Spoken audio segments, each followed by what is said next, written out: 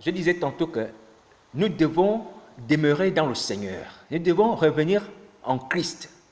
Donc il ne s'agit pas simplement de demeurer dans le temple, d'être présent physiquement dans le temple. Nous devons être en Christ et être dans le temple. Nous devons faire les deux. Est-ce que vous comprenez? Donc c'est ce que Dieu demande de nous. Donc ce message s'adresse aussi aux hommes de Dieu qui sont dans le temple, qui officient dans le temple, qui exercent dans le temple, sans plus être enfants de Dieu, qui ne sont plus enfants de Dieu, qui ne croient plus en Jésus-Christ. Vous devez arrêter cette attitude-là. Vous devez changer. Dieu ne veut plus l'hypocrisie. Dieu veut les gens sincères. Quand on est dans le temple, on est en Christ. Quand on est dans le temple, on adore Dieu. Le seul Dieu qui a fait le ciel et la terre. Pas une idole. Alléluia. Pas maman. Alors, il faut que nous puissions mettre cela en pratique. Revenir au Dieu qui nous a sauvés par son Fils Jésus-Christ, qui nous a rachetés par son sang. Parce que la colère de Dieu est grande. Et elle commencera dans sa maison. Vous savez que cet homme est rentré dans le temple. Mais c'est dans le temple que commencera la colère de Dieu. C'est dans le temple que commencera le jugement de Dieu. Donc ceux qui sont dans le temple là, arrangeons nos vies. C'est ce que le message d'Ézéchiel nous avait dit la dernière fois. Dans le livre d'Ézéchiel au chapitre 9. Que Dieu commença à frapper. Il a dit aux anges de frapper les anciens et les vieillards dans le temple de Jérusalem. Donc faisons attention. La colère de Dieu va s'abattre sur nous si nous demeurons encore dans l'hypocrisie. Il faut que ça s'arrête. Donc nous serons entièrement consacrés, donnés au Seigneur Jésus. Corps, âme, esprit. Alléluia. Alors donc, je vais rappeler le message de la fois dernière. Donc, le message d'Ézéchiel au chapitre 13. Le message où le Seigneur Jésus nous a parlé du châtiment des faux prophètes. Alors, je vais rappeler le message textuellement. Alors, il dit ceci. Ma main sera contre les prophètes dont les visions sont vaines et les oracles menteurs. Donc, Ézéchiel chapitre 13, verset 9. Ils ne feront point partie de l'assemblée de mon peuple, ils ne seront pas inscrits dans le livre de la maison d'Israël et ils n'entreront pas dans le pays d'Israël. Vous saurez que je suis le Seigneur l'Éternel. Alléluia. Donc, vous pouvez retrouver ces messages dans le livre d'Ézéchiel, chapitre 13, au verset 9. Donc, c'est la sentence. Donc, c'est un rappel. C'est la sentence que le Seigneur, Dieu l'Éternel des armées, avait déclarée sur les faux prophètes qui exerçaient à Jérusalem au temps d'Ézéchiel, le prophète. Donc, les faux prophètes. Donc, il avait décidé de les punir au travers de cette sentence-là. Donc, il avait dit que ces gens ne rentreront pas dans le pays d'Israël. Et ils ne seront pas inscrits dans son livre de vie. Parce que ces gens prophétisaient le mensonge, annonçaient des oracles vains, déclaraient des vaines visions, des visions fausses, égaraient le peuple. Donc Dieu avait pris la décision de les châtier, de les punir de cela. Alléluia. Alors, donc cet aspect-là du châtiment nous concerne aussi, parce que nous sommes dans la même situation. Nous pratiquons les mêmes œuvres.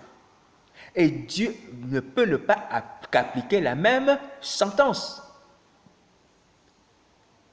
Si les mêmes choses produisent les mêmes fruits, alors donc les mêmes sentences s'adressent aussi à nous. Donc voilà pourquoi le Seigneur nous avertit. Il nous avertit que si nous continuons, si nous persistons à agir comme ce peuple-là, comme ces faux prophètes, à prophétiser le mensonge, et déclarer les vaines visions, les oracles qui sont l'émanation de nos pensées, de nos cœurs, cette colère-là va nous atteindre. Nous ne rentrerons pas dans le pays d'Israël. Le pays d'Israël, c'est-à-dire que nous ne sortirons pas de la captivité spirituelle. Nous ne quitterons pas les ténèbres, où nos âmes sont captives, où les gens travaillent la nuit pour le diable. Les gens seront condamnés là-bas. à jamais à la servitude satanique. Et nous ne serons pas inscrits dans le livre de la maison d'Israël. Donc le livre de la maison d'Israël, c'est le livre de vie dont on parle dans le livre d'Apocalypse, le livre de vie de l'agneau. Ceux qui sont inscrits là, ceux qui sont inscrits dans le livre de vie de l'agneau ne seront pas jetés dans les temps de feu. Dans le livre d'Apocalypse, c'est écrit ainsi, que ceux qui ont le nom dans le livre de vie de l'agneau sont ceux qui seront épargnés des temps de feu. Donc c'est le même livre dont il s'agit ici. Alléluia. C'est-à-dire qu'il y a un double châtiment. Il y a un châtiment qui consiste à ce que ceux qui vont persister à jouer aux faux prophètes, les femmes à voiler les gens, à mettre les coussinets, à pratiquer la sorcellerie, à chercher à détruire les âmes, vous allez demeurer dans la servitude éternelle. Et après la servitude, vous serez jetés dans les temps de feu. Parce que vos noms ne seront plus dans le livre de vie. Parce que ceux qui ont le nom dans le livre de vie sont ces personnes qui seront épargnées des temps de feu. Dieu dit que ces prophètes-là ne rentreront pas dans le pays d'Israël. Ils n'entreront pas. Donc ils mourront de la captivité. Ils mourront de la servitude. Dans le pays de Babylone. Ça veut dire que nous aussi là, à cause de notre endurcissement, on risque de périr dans la sorcellerie, au service des démons, avec des maris de nuit. Ceux qui vous donnent des fibrones là, les femmes, ceux qui vous donnent des fibrones, les démons là, ce sera une condamnation éternelle. Nul ne sera délivré. Si tu vas continuer, tu vas manger des choses impures. Et les hommes pareils, boire le vin de l'impudicité de la grande prostituée. Ce sera une condamnation. Et le Seigneur Jésus ne nous parlera plus. On ne vous exhortera plus à la repentance. On va vous laisser entre les mains de l'ennemi. C'est ça cette condamnation. Vous ne rentrerez pas dans le pays d'Israël, c'est-à-dire que vous serez laissés dans la servitude satanique, pour nous qui nous concerne, la servitude satanique, parce que la servitude des enfants d'Israël, la captivité des enfants d'Israël, c'est l'image de notre servitude satanique, servitude dans le monde des ténèbres, parce que nous sommes esclaves de la sorcellerie. On va demeurer ainsi, esclaves de la sorcellerie. Et les démons vont faire de vos vies ce qu'ils voudront, jusqu'à ce que le jour où le jugement arrivera, où vous serez jetés dans les temps de feu. Parce que vos noms ne seront pas aussi inscrits dans le livre de vie. Et le diable qui connaît la parole de Dieu, parce que le diable, pour que son affaire, sa méchanceté fonctionne, il sait qu'il doit faire cela en fonction de la parole de Dieu. Il est celui qui lui regarde toujours les châtiments, lui regarde sur les malédictions, parce que c'est lui qui a accompli les malédictions. Lorsque Dieu promet une malédiction, un châtiment, Satan sait que ça lui regarde, ça c'est son affaire. C'est de lui dont on parle. C'est lui qui va l'accomplir. C'est vrai qu'il arrive que Dieu aussi lui-même frappe par les anges. Mais dans la plupart des cas, c'est Satan qui s'en occupe. Vous voyez, quand il a frappé le mari de Jézabel, Akab, ce n'est pas Satan qui se transforme en esprit de mensonge dans la bouche des prophètes. Vous voyez, ce n'est pas un ange, c'est Satan. Vous voyez? Donc si Satan sait que Dieu vous a condamné à lui, vous a livré totalement à lui, comme Paul livrait les gens à Satan, il va faire de vous ce qu'il voudra. Il n'aura aucune retenue. Aujourd'hui, il craint un petit peu parce qu'il sait que le Seigneur est en train de vous exhorter à la repentance, que Jésus-Christ veut vous sortir de là-bas, que Jésus-Christ veut vous délivrer, qu'il ne vous a pas encore abandonné, qu'il ne vous a pas encore délaissé. Mais quand si cela arrive avec votre impiété, votre endurcissement là, mais c'est fini pour vous. Il va faire de vous vraiment des vrais serpillères, des filles, des femmes, des enfants, des hommes de la GN à 100%. Il n'y aura personne pour vous exhorter à la repentance. Et même pour prier pour vous. On ne va plus prier pour vous. Personne ne priera pour vous. Oh, souviens-toi de telle personne, souviens-toi, Seigneur, de tel homme de Dieu, souviens-toi de telle sœur, même si elle est tombée, Seigneur, aide-la, même si elle est ceci, personne ne priera plus pour vous. Même si les élus vont continuer à prier. Parce qu'il y a aussi le sentiment. Dieu n'exaucera plus ses prières. C'est ce qu'il dit à Ézéchiel. Lorsqu'il commence à frapper dans le temple, Ézéchiel tombe, il voit les gens en train de tomber. Lui aussi tombe à genoux et dit, Seigneur, oh Dieu, est-ce que tu vas éliminer ce qui reste d'Israël? Quand les anges sont en train de frapper, les 6 anges qui frappent dans le livre d'Ézéchiel, chapitre 9, et il dit non, non, non, non. L'iniquité d'Israël est trop grande que je ne peux plus pardonner. Donc il arrive des moments où Dieu ne pardonne plus, même si on prie, même si c'est Ézéchiel, l'homme, le Dieu, l'homme, le fils de l'homme, l'homme consacré. Même si c'est lui qui prie, Dieu n'exauce pas. Donc il arrive des moments comme ça là. Et ce moment-là risque d'arriver. Hein. Il est arrivé. Si vous persistez vous-même. Donc je disais double condamnation. Là les démons, Satan feront de vous ce qu'ils voudront. Et après vous serez jetés dans le lac de feu. Qu'aurait servi votre vie? Parce que vous avez eu honte de dire que je suis sorcier, de dire que j'ai fait un pacte, de dire que j'ai couché avec des morts, j'ai fait ceci, cela. Parce que vous avez eu honte de cela. Vous allez périr éternellement, éternellement. Vous allez brûler pour l'éternité dans le feu, le feu, le feu. Je vous ai dit la dernière fois que essayez de prendre une tige d'allumette, mettez cela sur votre bras. Allumez l'allumette, hein, mettez-la sur votre peau.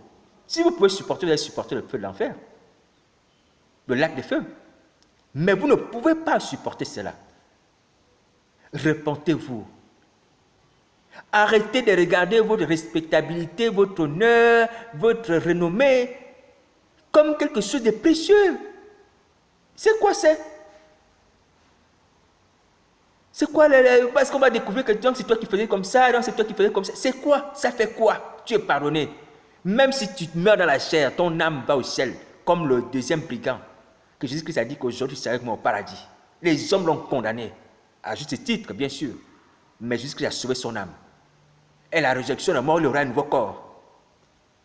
Alléluia. Pourquoi vous craignez? Pourquoi vous craignez? Vous attachez à la respectabilité, à l'honneur, parce que je suis vu, je suis connu, je suis célèbre, j'ai 40 000 âmes fidèles. Ça fait quoi? Sortez un peu légalement là, sortez un peu de cela. Sortez un peu de cela. Hein? Satan vous abuse, il vous trompe. Même lorsqu'il vous donne des privilèges, les honneurs, les fautes, moi je vois même les fautes qui se moquent même de vous. Le diable se moque même de vous. Parce qu'il sait que ces titres ne valent rien. Jésus pourrait citer la colère de Dieu, la malédiction de Dieu sur vous. Tout ce qu'il vous fait, c'est vous pousser à la malédiction de Dieu sur vous. Hein? Les gens qui prennent des titres de l'homme de feu, l'aigle, machin, plein de trucs comme ça. C'est de la rigolade. Lui-même, c'est un imposteur. Lui-même, il sait que c'est un imposteur. Voilà quelqu'un, il sait qu'il n'est pas Dieu. Hein? Il sait qu'il n'est pas Dieu. Mais il dit, je veux me faire comme Dieu. Et il dit au Seigneur Jésus, bon, si tu te prosternes, tu m'adores, voilà, je te donnerai ça. Mais il sait qu'on n'adore que Dieu seul.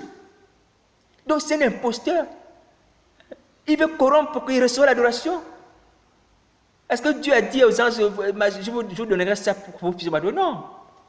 Les anges savent ceux qui sont restés dans l'obéissance que nous devons adorer l'Éternel notre Dieu. C'est lui qui nous a créé, qui nous a tout fait. Il est digne de louange, de gloire, d'honneur, de majesté, d'élévation. Et c'est une imposture. Quiconque adore le diable est dans l'imposture. C'est un mensonge. Lui, il sait qu'il n'est pas Dieu et toi, tu vas l'adorer. Donc, tu participes à son mensonge. C'est un mensonge que tu pratiques. Quand tu te prosternes devant les sirènes, là, tu invoques la sirène qui sort de l'eau sur un cheval, là. Tu te prosternes devant une sirène et après elle sort de l'eau sur un cheval. Tu lui demandes ce que tu veux. C'est un mensonge. Eux-mêmes le savent. Mais vous ne comprenez pas ça, que c'est un mensonge. C'est une condamnation. Ils vous font condamner. Parce que tu désobéis au commandement de Dieu qui dit que tu ne te prosterneras pas devant l'Éternel ton Dieu seul. Tu n'auras pas d'autre Dieu devant sa face. Donc il faut sortir de ces choses. La condamnation est là. Hein? La condamnation n'est pas encore exécutoire. Ça veut dire qu'elle n'est pas encore appliquée, mais qu'elle va s'appliquer. Là, le Seigneur Jésus nous montre un peu la nature de la condamnation qui va s'appliquer. Ne soyons pas comme les Juifs. Les Juifs à qui le Seigneur Jésus a dit, hein, vous ne me verrez plus jamais jusqu'à ce que vous disiez, béni soit celui qui vient au nom du Seigneur. Vous comprenez? Donc, Et comme ils n'ont pas dit béni soit celui qui vient au nom du Seigneur, mais ils ne le voient plus. Le Seigneur Jésus s'est manifesté qu'aux disciples, aux apôtres, ceux qui ont cru en lui. Les grands prêtres et tout ça, les caïphes, tous ces gens qui l'ont crucifié, ils entendaient parler du nom de Jésus, mais il ne s'est plus manifesté à eux. Il a coupé la relation. Ils ne pouvaient plus le voir. Et quiconque voit le Fils, entend sa parole, croit en lui, reçoit la vie éternelle. Donc c'était un rejet. Lorsqu'on ne voit plus le Seigneur, lorsqu'on est coupé de sa présence, c'est un rejet. Et c'est ce qui risque d'arriver là. Je vous l'ai dit la dernière fois, que ceux qui sont orgueilleux des ministères, j'ai pris la plus petite des semences pour dire que si un enfant de Dieu sort dans la rue, la plus petite des récoltes, il va gagner au minimum 3. Mais 3 c'est petit, avec le Saint-Esprit. 3 c'est même petit. S'il n'a rien fait, il va gagner 3 âmes. Parce que vous glorifiez, vous avez des micros, vous avez des photos, vous avez des temples et tout ça. Pierre a gagné en un seul jour 3000 âmes. Satan vous égare. C'est parce que ce sont ces démons-là qui vous amènent les âmes. Et les âmes qui ne se convertissent presque pas. Parce que les démons ne peuvent pas vous amener les âmes pour les amener à la conversion. Ça, non, c'est pour les endurcir, pour faire des enfants de géhennes, des sorciers, puisque les églises sont devenues des lieux d'initiation de la sorcellerie, dans l'occultisme. Voilà comment un jour, j'ai discuté avec un frère, on s'est rencontrés quelque part, voilà, il lisait un livre sur Billy Graham. Bon, j'ai dit le nom, il lisait un livre sur Billy Graham. Alors j'ai compris qu'il était chrétien, on a sympathisé, et puis on a parlé. Et quelques temps après, il me dit, le Seigneur lui a parlé, le Seigneur lui a dit de chercher une salle de 3000 à 4000 places. Le Seigneur lui a parlé à 3000 à 4000 places. Alors, je ne sais plus exactement le nom, mais c'est mais c'était pas moins de entre 3000 et 4000 places, une salle. Une salle pour exercer le ministère. Parce qu'il devait commencer le ministère. Donc Dieu l'a appelé au ministère, donc il a dit, cherche une salle de 3 à 4000 personnes. Quand il m'a dit ça, j'ai dit, mais c'est pas croyable. C'est quoi? C'est quel Dieu qui va commencer à te dire, cherche une salle de 3 à 4 000 personnes? Il t'appelle au ministère. Il te donne déjà le nombre chiffré des âmes que tu dois gagner. Ça, ce n'est pas la voie de Jésus-Christ. Je lui ai dit ça. C'est vrai que je l'ai dit avec autorité. Je m'étais emporté un petit peu. C'est vrai que je m'étais emporté un peu. J'ai dit non, ça c'est Satan. C'est Satan qui trouve. C'est comme ça qu'il a fait tomber nos aînés. Parce qu'il leur a promis des choses comme ça. Je vais vous amener les âmes, je vais vous amener je vais vous donner des grandes salles. Et ils sont rentrés dans des choses comme ça. Le Seigneur t'appelle au ministère, il va te dire prends une salle de 3 à 4 000 personnes. Non. Il dit va faire toute nation des disciples. Tu ne connais même pas le nombre. Est-ce que tu connais le nombre que tu vas gagner? Est-ce que tu connais le nombre que tu vas gagner quand tu sors? Il te dit va faire toute nation des disciples. Il te dit va faire toute nation des disciples. Tu ne sais pas, peut-être 2 ou 3. Mais si on te dit déjà 3 000 personnes, 4 000 personnes, tout ça c'est pour t'exciter, te séduire. Tu dis, ah mais je serai un pasteur important. Ça c'est Satan qui est derrière. Ah je serai quelqu'un d'important, j'aurai une grande assemblée, beaucoup de fidèles. Dieu lui a dit, avec colère, c'est vrai. Bon, on s'est perdu de vue. J'espère que ça l'a fait réfléchir, revenir en arrière, comprendre que c'est Satan qui était derrière. Et surtout qu'il lisait un livre sur Billy Graham. Je ne veux pas salir cet homme, mais je vais dire que par rapport à ce que nous avons vu à la fin, parce que comme Paul le dit, il faut regarder la fin des hommes de Dieu. Donc quand on regarde la fin, on dit qu'il y a des gens qui ne sont plus des modèles par rapport à leur fin. Il lisait un livre sur Billy Graham, parce qu'il aussi certainement voulait devenir comme Billy Graham. Voilà les choses dans lesquelles le diable est en train d'entraîner encore des jeunes dans la foi. C'était tellement un jeune dans la foi. Vous voyez? Parce qu'on est séduit par le fait qu'on va être à la tête d'une grande assemblée, des milliers de personnes, dès le départ comme ça. Tu fais quoi? Tu évangélises dans les rues, tu distribues les brochures, tu partages avec les gens sur Facebook. Et Dieu te dit, tu ne fais même pas ces choses, et il te dit directement, va chercher 4 000 personnes une place de 4000, une salle de 3000 personnes à 4000 personnes. Je vais la remplir. Vous voyez? Et c'est là où beaucoup de gens sont tombés et là où beaucoup de gens s'accrochent à cause de cela. Parce qu'on vous appelle papa. Papa, j'ai besoin d'une parole là. Papa, il faut prier pour moi. Hein. Papa, voici un cadeau. J'étais en voyage. J'étais en Belgique. J'ai ramené un cadeau. Tu vas à Kinshasa. Des choses comme ça là. Ce sont des séductions. Alors que tu sais que ta vie n'est plus droite. Que Christ n'est plus dans ta vie. Repends-toi. Laisse le ministère. Repends-toi. Ça ne va pas te sauver. Il m'a dit, non, tu ne m'appelles plus apôtre tel, hein? Tu m'appelles papa, comme les autres. Ouais. Vous voyez les choses auxquelles nous sommes arrivés. Tout ça, ce sont des séductions. Tout ça, c'est un revirement de l'intelligence. Quand l'intelligence n'est plus renouvelée, on s'accroche à ce genre de choses. On croit que c'est la vérité. Mais c'est vrai, hein? On croit que c'est la vérité alors que ce n'est pas la vérité. C'est ça la puissance de l'égarement. Elle change l'intelligence. Elle corrompt l'intelligence. On s'accroche à des choses vaines. Tu obliges les gens à t'appeler papa. Mais tu es... Ah bon, c'est vrai que tu es un homme de Dieu. Le Seigneur Jésus n'a pas dit dans la Bible qu'il n'appelait personne sur terre au Père. Mais pour toi, non, tu peux m'appeler papa, tu ne m'appelles plus comme apôtre ou pasteur ou quelque chose comme ça là. Ou par son prénom. Vous voyez? Il faut qu'on sorte de là. Vous devez sortir de là. Tout ça, c'est la puissance de l'égarement. Mais au travers de la vérité, vous serez affranchis. Donc, croyez à la vérité. Croyez en Jésus-Christ. Il va libérer votre intelligence. Il va déchirer le voile. Alléluia. Et vous reviendrez à la saine doctrine. À la saine doctrine. À la vérité biblique. À ce que vous prêchiez autrefois, lorsque le Seigneur Jésus vous utilisait. Alléluia. Donc, souvenez-vous de votre vie autrefois avec le Seigneur Jésus. Souvenez-vous de cela. Comment vous marchiez avec lui. Comment il opérait dans vos vies. Je sais qu'il y a des gens parfois qui regrettent qui regrettent aussi pourquoi ils ont baptisé. Il y a des gens qui regrettent cela. Ils se disent, oh, mais ça aurait été mieux pour moi d'être dans ma situation de galère, dans ma situation de un jour je mange pas. Comme Paul le dit. Paul le dit, hein, j'ai appris à être rassasié, j'ai appris à avoir faim. Attention, Paul ne dit pas que j'ai été toujours constamment dans l'abondance. Il dit, j'ai appris à être rassasié, j'ai appris à avoir faim. Donc les deux. Donc, on n'est pas dans une situation d'abondance permanente. Non, ce n'est pas possible. Sinon, notre cœur va se détacher de Dieu. Dieu le sait. C'est lui qui fait cela. Et c'est juste.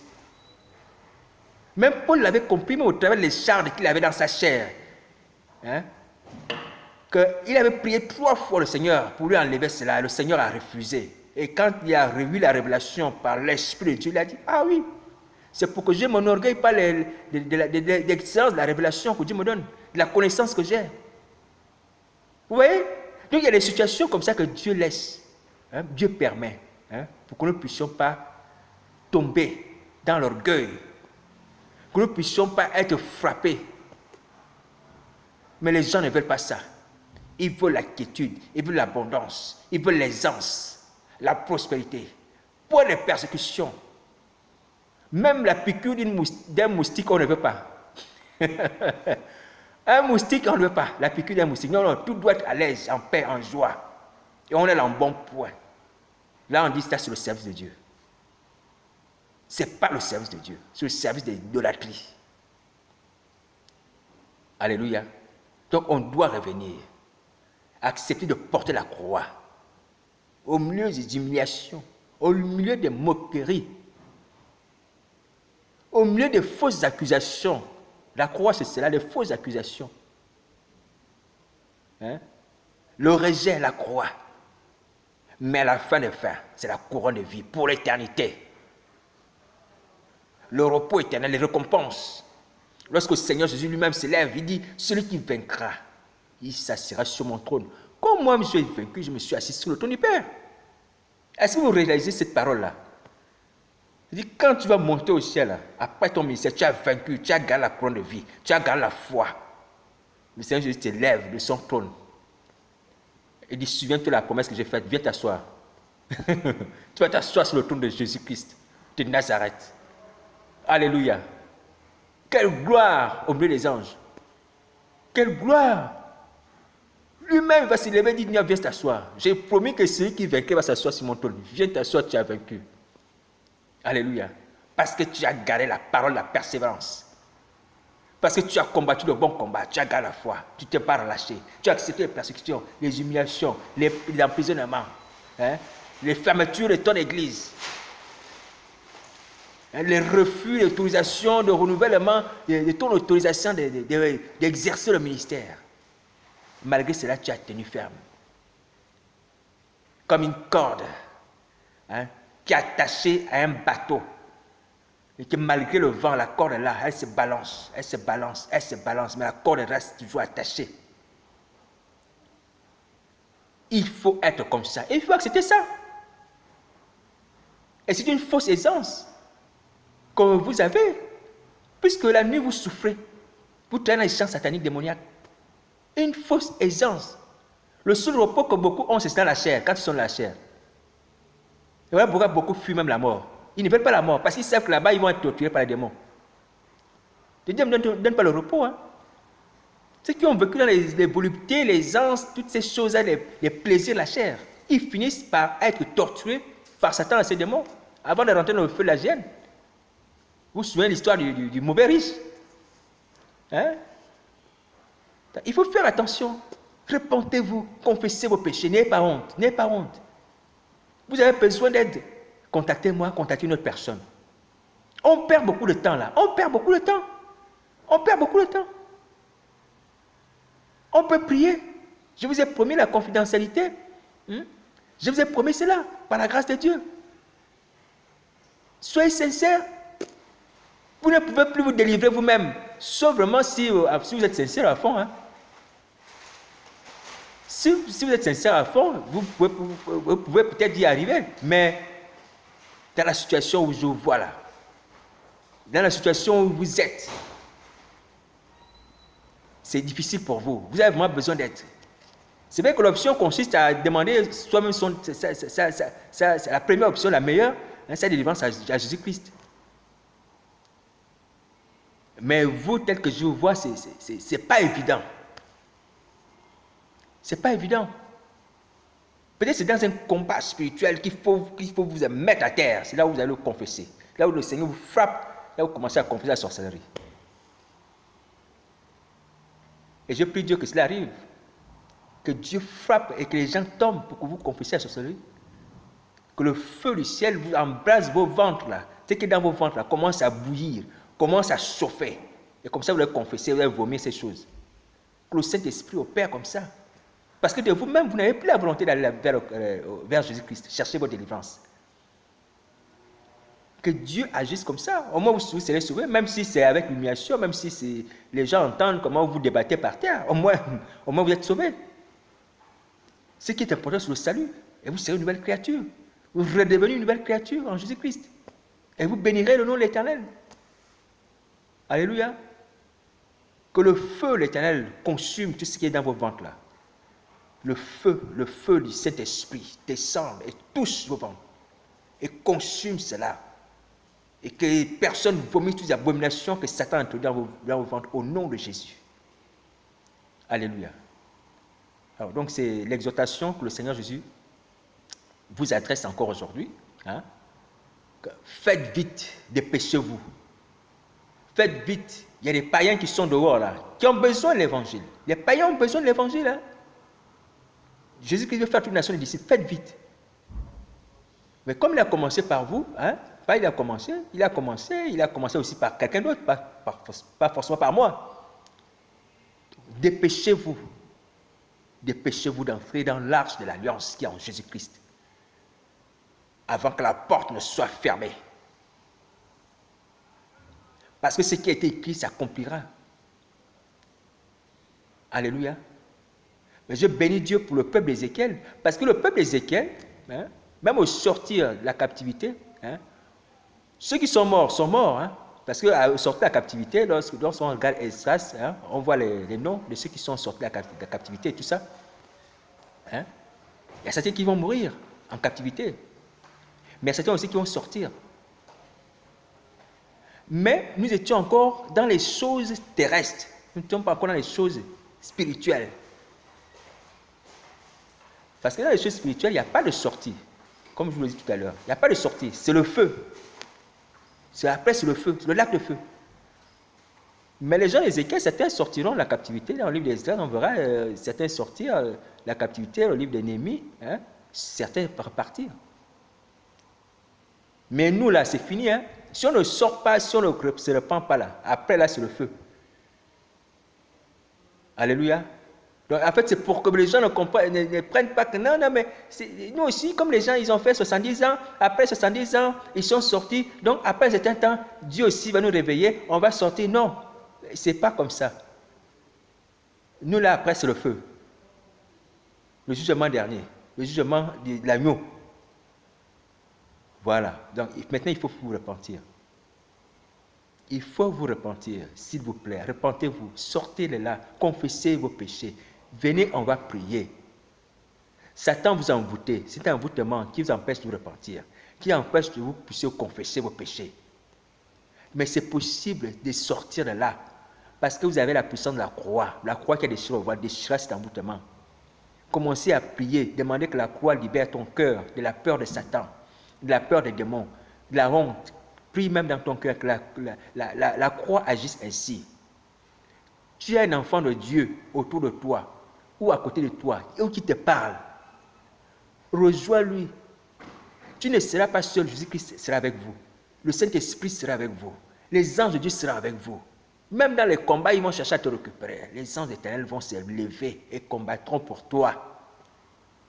Est-ce que tu comprends cela? Alléluia. Alors, donc, j'insiste parce que vous savez, j'utilise le God. C'est vrai que Satan connaît un certain nombre de choses sur ma vie parce que beaucoup ont volé. Il faut qu'on se dise les choses clairement. Bon, bref. Je ne suis pas Ézéchiel qui va vous ressusciter.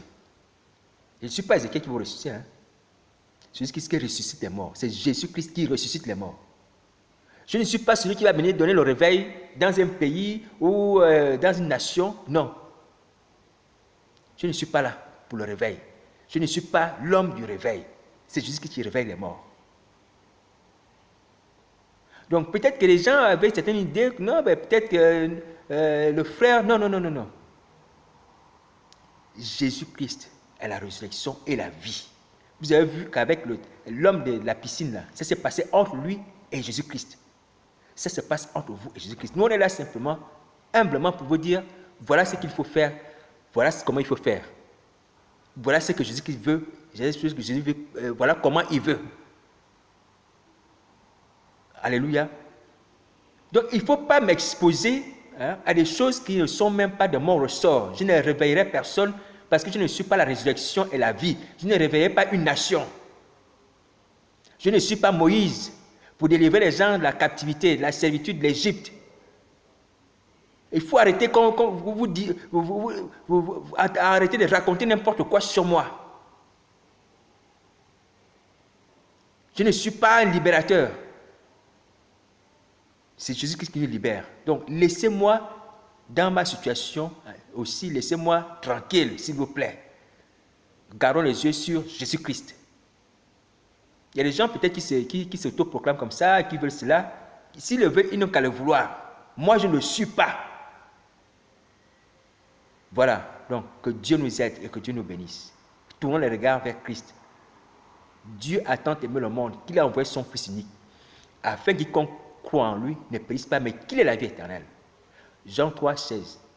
Il a envoyé son Fils unique, afin que quiconque croit en lui ne périsse pas. C'est Jésus-Christ en qui nous devons croire pour ne pas périr et pour avoir la vie éternelle. Aucun autre.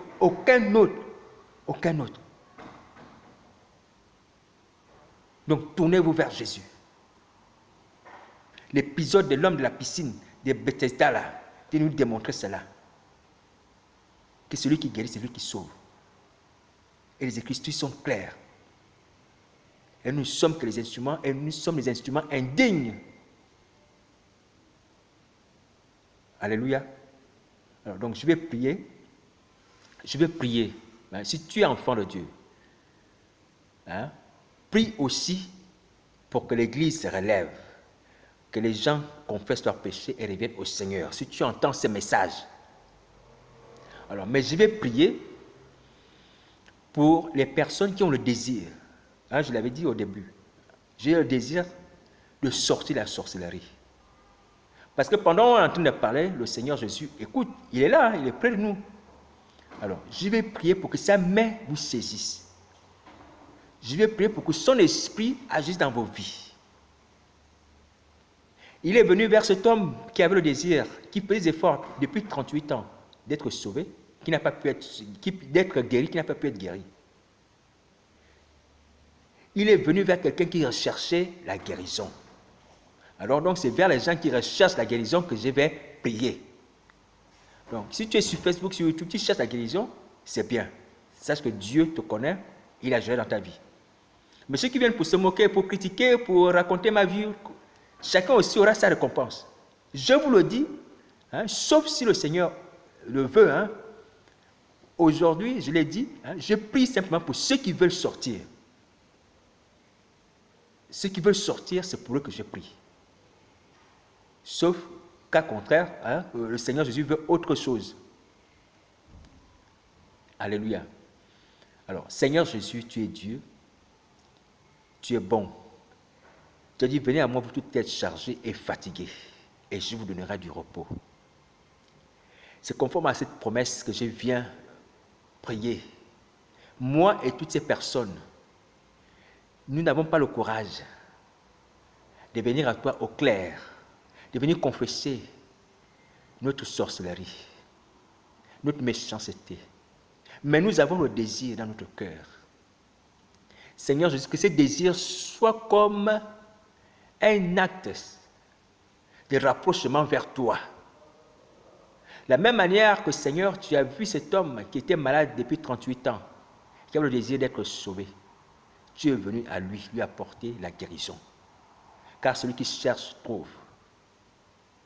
Seigneur, manifeste-toi à ces personnes qui cherchent dans leur cœur, qui n'ont pas le courage de se manifester physiquement, par des paroles, auprès de toi. Manifeste-toi dans leur intimité, manifeste-toi dans le secret avec eux, manifeste-toi dans les circonstances que toi seul as la capacité d'organiser, et que ces personnes soient sauvées au nom de Jésus. Tu ne veux pas la mort du pécheur, mais qu'il se répande et qu'il vive. Seigneur, merci de pousser à la repentance sincère, complète de ces personnes. Merci de tendre ta main de les tirer des grandes eaux, de briser les pactes des alliances qui les relient au monde des ténèbres, d'ôter les esprits impurs de leur vie, les revêtir des vêtements nouveaux, comme tu as revêtu le Fils prodigue, et qu'ils puissent entrer dans ta maison et être à ton service à nouveau, au nom de Jésus. Tu es le Dieu de la résurrection, Seigneur. Et tu ne te lasses pas de pardonner. Pardonne, Seigneur Dieu. Pardonne-nous, Seigneur. Pardonne à ces hommes et à ces femmes qui recherchent, Seigneur, le salut de leurs âmes. Pardonne-leur, Seigneur, oh Dieu. Beaucoup ont été trompés. Beaucoup l'ont fait aussi sciemment, sans mesurer les conséquences. Et beaucoup regrettent dans leur cœur et veulent revenir à toi. Ils ne savent pas comment. Pardonne-leur. Tire-les de la fosse. Et qu'ils ne périssent pas, Seigneur, oh Dieu, comme tu as sauvé Daniel de la fosse au lion, au nom de Jésus de Nazareth. Seigneur, merci pour ta grâce. Encore pour nous aujourd'hui, qui sommes les hommes, la génération qui a tout vu, qui a tout expérimenté, qui a la perfection, Seigneur, oh Dieu, des promesses et des témoignages, la croix, le sang, la parole, le Saint-Esprit.